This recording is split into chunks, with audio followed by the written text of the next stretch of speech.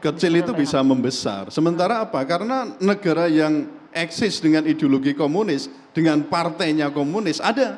Siapa? Ya Cina. Kan begitu. Cina itu partainya tetap partai komunis, Cina. Kan jelas kan? Dan kita itu kerjasama banyak dengan Cina. Kira-kira bagaimana? Mungkin enggak dengan kerjasama itu kemudian ideologi itu masuk ke kita. Peluang yang kecil itu bisa membesar kalau kita tidak waspada, kan begitu. Karena karakter apa? Karakter yang diktator, kemudian sistem pemerintahan yang tadi saya senang mempersekusi misalnya kelompok agama, terutama kita ngomong Islam ya. Yang sering dituduh radikal itu siapa? Kan ya kelompok Islam.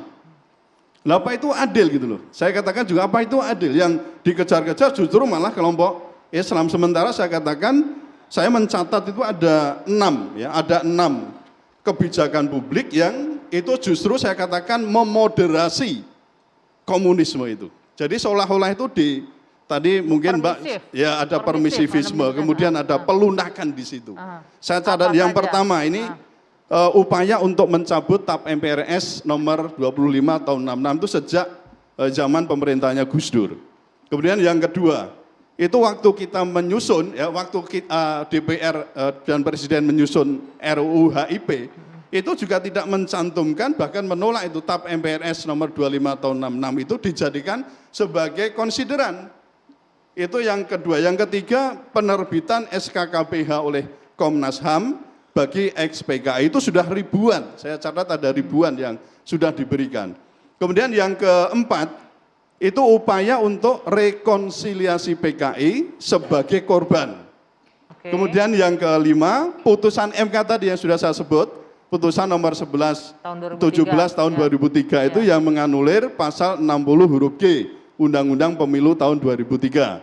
Lalu yang keenam, nah yang tadi ini Panglima TNI itu menyatakan bahwa ya apakah dimaknai sebagai hanya mendaftar atau mungkin berlanjut juga bisa menjadi anggota TNI. Tapi ini saya katakan sebagai moderasi yang keenam kebijakan publik itu. Bisa nggak Pak Ponto, sebelum kita bahas soal 6 poin ini, bisa nggak, ada nggak kemungkinan selama ini sepanjang Anda aktif kemudian sampai pensiun saat ini sudah purna tugas, ada nggak upaya misalnya keturunan PKI yang ikut daftar sebagai TNI? Dari intelijen pasti punya dong data-data itu, ada nggak yang upaya mendaftar jadi anggota mendaftar TNI? Banyak sih, kan tapi banyak orang mendaftar. Ada yang lolos? Yang lolos nggak ada yang lolos. Tidak ada satupun yang lolos terjaring jadi anggota TNI sampai saat ini. Dijamin itu ya Pak Ponto ya? Jamin, kenapa? Ya itu tadi keterpengaruhan dari orang tua cerita. Kita tanya aja gimana pemberontakan ini menurut. Oh ya baik-baik, ya udah selesai baik-baik. Berarti diakui bahwa keterpengaruhan keturunannya masuk?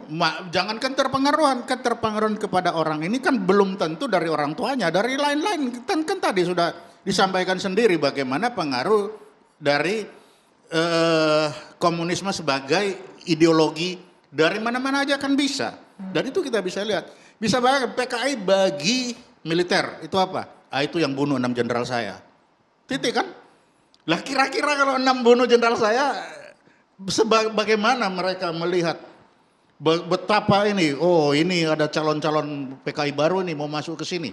Itu seperti apa ini sensitivitasnya? Nah dengan itu Anda melihat seperti apa pula sensitivitas Jenderal Andika menyampaikan pernyataan ini? Karena beliau kan hanya mengulangi kembali karena ada salah bicara dari si kolonelnya.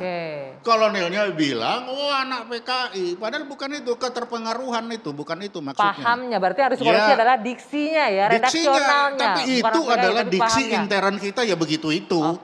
Tapi dibaca keluar ya jadinya begitu itu. Kan ini masalahnya.